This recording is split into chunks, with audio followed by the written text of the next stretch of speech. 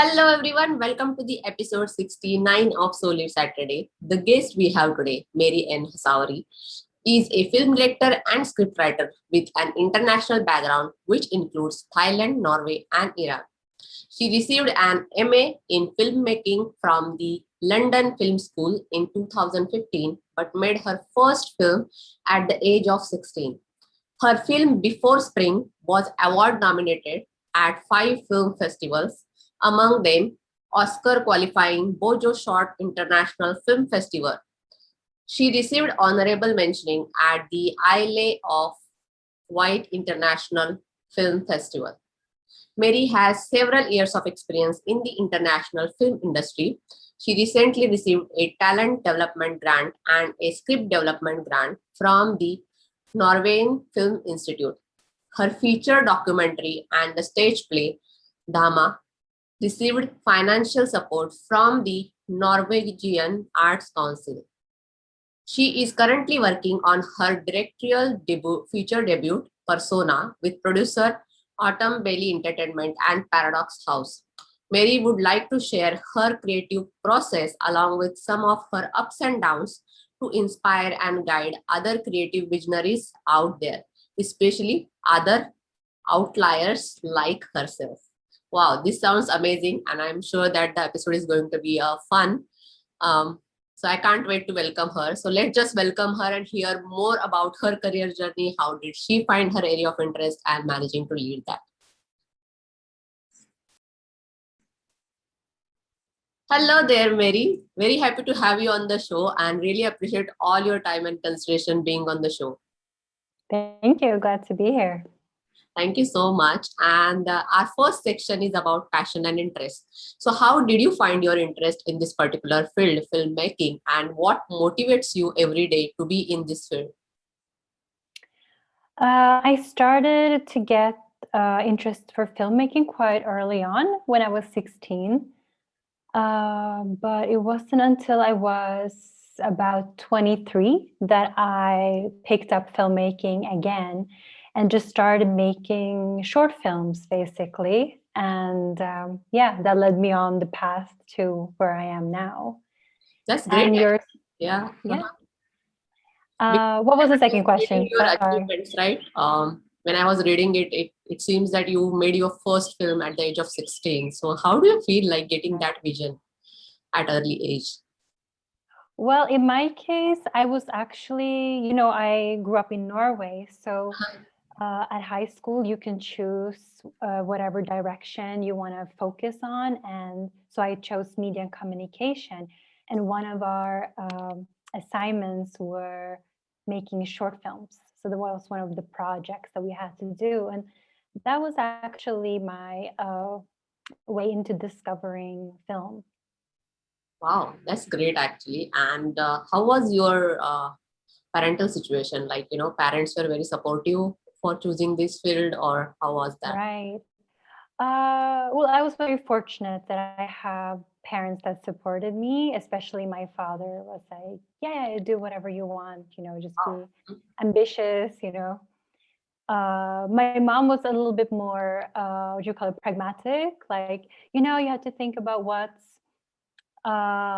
can give you a steady job and Mhm. those kind of things. But I think parents, they speak from what they know, their own experience. Like my mom, she is a nurse, while my father, he is an entrepreneur.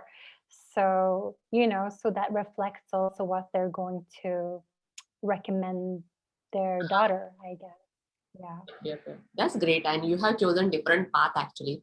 So that is Mm. good to have somebody who has took the early decision as well as doing well in that particular path. So thank you Mm. so much one more time. And moving towards our next section is about questions from the audience, where I have shortlisted a couple of questions for you, and I'll just go ahead with first question that we have, which is how would you like to differentiate between direction and writing? What is more challenging? How I would differentiate it would be that directing, you work with more people and more parts at the same time. Mhm. So you kind of have to have the ability to multitask. While writing, you do that more in solitude. Uh-huh. So if you have producers, then usually you will get notes and stuff at some point. But but majority of the time, it's just you and the computer. You know what I mean? So yeah, so it's more solitude on the writing side, and then with directing, it's more like a multitasking kind of job. Yeah. Wow, wow, wow. And I think when we think about what is more challenging, it is always difficult, right? Because direction and writing both are kind Yeah, of creative fields. exactly. You, Yeah, they're challenging in different ways, right? So with writing, a lot of writers, they suffer from writer's block, for example. Like you're just dependent on yourself of coming up with ideas and finding inspiration. So you kind of have to find a routine and just get into it as sort of a flow so that the ideas come to you. I don't remember who said that, but uh, if you show up, the muse will show up. And I think that's a very good, like a very good, like a quote to live by, sort of thing. Like if you just sit in front of your computer and write a bit and don't have such a high bar, for just writing Mhm, something shitty to begin with. And then after a while, it'll get better and better. mhm, I think a lot of writer's block is about feeling that each word has to be perfect from the mhm, get-go. It mhm. will get there, but allow yourself to trial and have more space to fail in the beginning. Yeah. One more Um, question I do have around writing, actually, I just reminded because sure. whenever I read the books, right, sometimes I feel that I don't want to get influenced by a particular writer a lot because that Yeah. affects my writing. Right. So how do you look into that thing? Right. Yeah, I try to be aware of that too. Uh-huh. So I'm a screenwriter, right? So I normally wouldn't read other people's screenplays during my writing process. I would absorb other kinds of arts, Uh-huh. like even fine art. And I would also maybe I would watch some films and stuff, but I try to be aware to not like necessarily watch something that's so closely related to what I am writing about, something completely different. Uh-huh. I also would read literature, but also things that are very different to what I'm writing now. And I actually think it helps creating a space in the brain, to find new connections. Yep, yep. Yeah. Thank you so much for sharing. And one more question we have, which is what, in your opinion, is the most important quality of a film director? Wow, that is very. I think it is to have direction, to have to know what you want to Mm, explore, mm. right?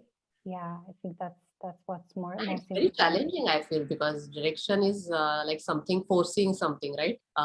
When you are recording scene or Exactly. something. Yeah, I think people are drawn to that profession for different reasons, but for me, it was because I had something that I wanted to explore, Mm-hmm. like a subject. And filmmaking was the most complete medium to express or to explore that subject. Yeah, yeah. Thank you. So, yeah. Yeah, yeah.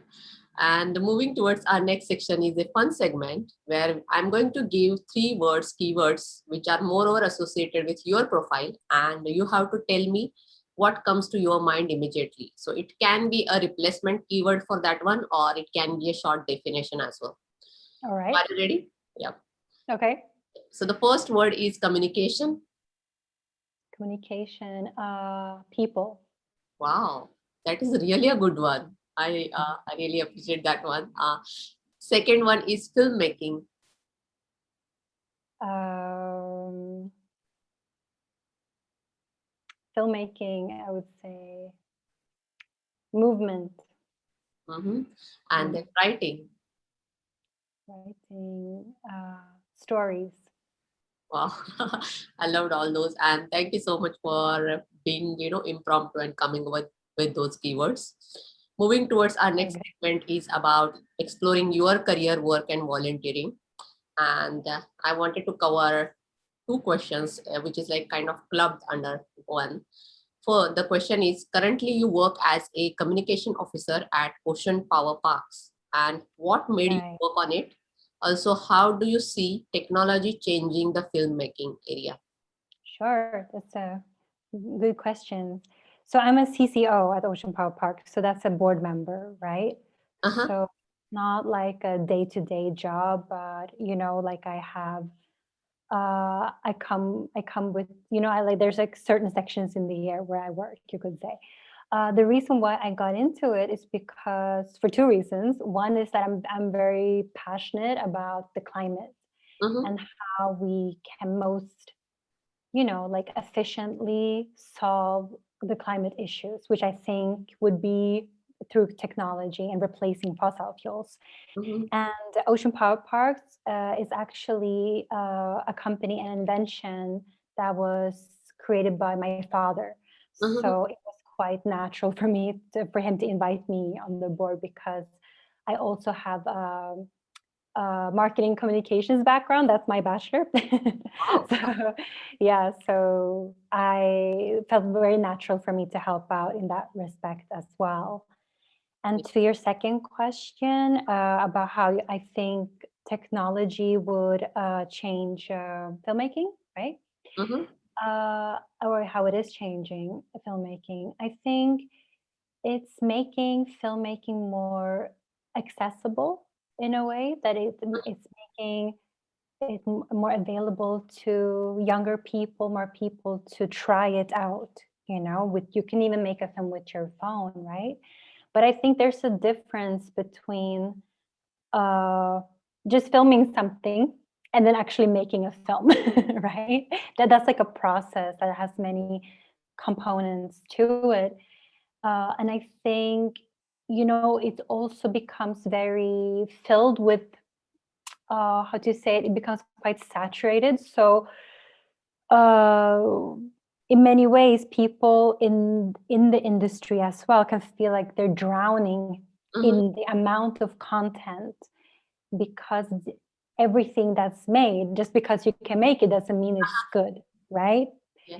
So but I feel like on the positive side, I feel like more people have access to the Mm-hmm. tools, but on the negative side, it makes it harder to be seen or heard because there's so much now, both good and bad. Yeah. Yeah. Yeah. Thank you so much. It is very insightful actually to know more about filmmaking and communication. I can see that, as you mentioned, that you did your bachelor's in marketing, right? So Yeah. definitely you know more about it, like how communication is more important when it comes to connecting with the people and conveying the right message to the right people. So thank you so much. And our next segment is about tips and advice. So any tips or advice would you like to give to the students or the professionals who are looking to get into this area and grow in it, or looking this as their long-term career option, like a filmmaking? Mm. I think you have to, this is a career path that has very much competition. Mhm, So I think in order to sort of get there, you mhm, need to be very patient. And you have to think of, you could be lucky and get it right away, but most likely not.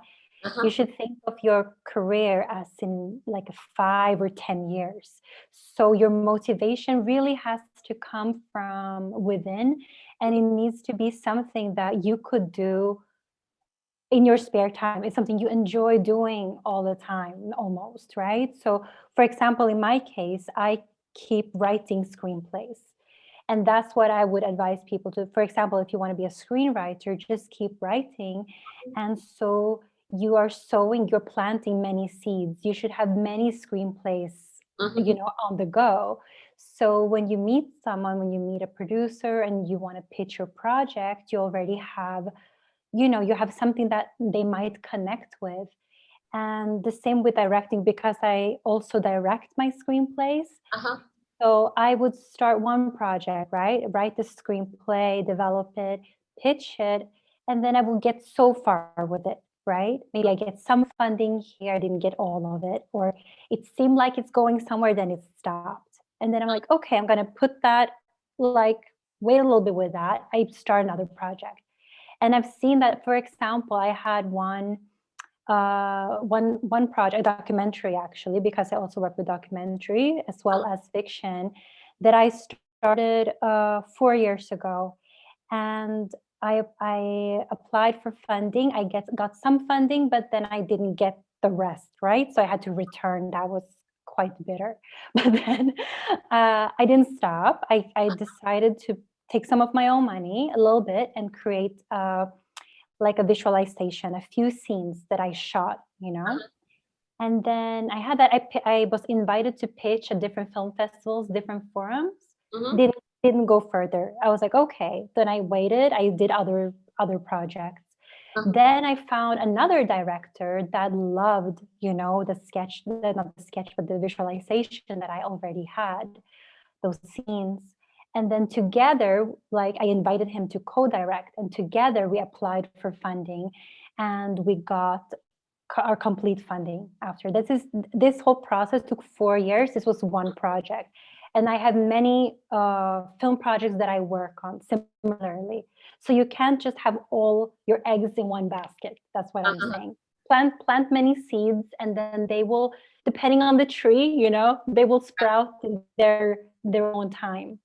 Yeah, yeah. That is very wise actually. And one more question I want to ask here is that, how do you see the mentorship in this particular field actually? How much it plays a important or the vital role getting that proper mentorship to be in the filmmaking or the writing space? I think it does play a vital role. Some people are lucky and they find mentors that connect them to, you know, Mm-hmm. to the right people that can get their projects made. Mm-hmm. In my case, I've had mentors that have been more um, in terms of helping me hone my craft, Uh-huh. actually. So people giving me feedback, you know, reading my screenplays, that kind of stuff, which I think has been invaluable, and I learned so much. Mm-hmm. Uh, but yeah, so that's that part that I've gotten from it. Well, other people might be lucky and they might find mentors that hook you up. You know what I mean? I haven't had that, so I had to hook myself up. Wow. Yeah. Yes. Thank you so much for sharing. And we are moving towards the closure of the episode. So last section we have is about leadership, and it seems that you found your way of leading your area of interest. So what is your leadership style, and any specific leader that you always follow or admire, and why?